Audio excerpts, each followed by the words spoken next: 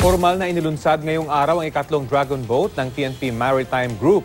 Pinangunahan ni PNP Director General Ronald Bato de la Rosa ang seremonya kanina. Mula sa Maynila, may ulat on the spot si Mark Zambrano. Mark?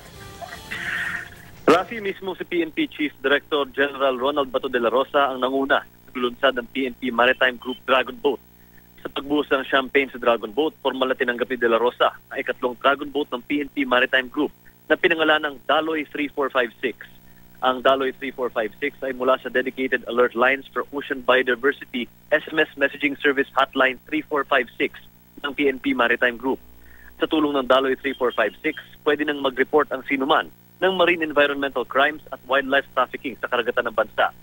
Game na game din na nakisagwan si De La Rosa sa kasamang PNP Maritime Group sa isang friendly race kontra sa Smart Dragon Boat Team. Iginit ni De La Rosa na malaking bahagi ng seguridad ng bansa na kanilang pinapahalagahan ang kontrol ng seguridad ng ating karagatan at shorelines. Aminado siyang mahirap kampanan tungkuling ito dahil sa mahigit 7,107 islands sa Pilipinas, pero kailangan itong gawin. Pabirong inamin ni De La Rosa na minsan din niyang inasam na pamunuan ang PNP Maritime Group. Dagdag pa ni De La Rosa, dumaan siya sa soul searching tapos mangyari ang magkakasunod na anomalya sa PNP at ang pagsuspinde ng Oplan Double Barrel at Oplan Tukhang. Kaya muli niyang binalaan ang mga skalawag o tiwaling pulis. Dagdag pa ni De La Rosa, mas gugustuhin niyang si Camp Kami ikulong si Senadora Laila De Lima sakaling arestuin siya dahil mas kampante siyang maayos na bababantayan doon si De Lima bilang high-profile suspect. Narito ang pahayag natin kay Police Director General Ronald De La Rosa.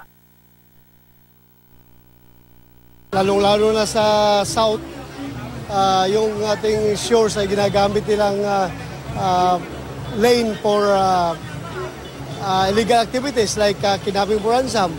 So maganda po yung namumonitor natin yung shorelines natin. Hindi hantong sa kabutihan yung ginagawa nila.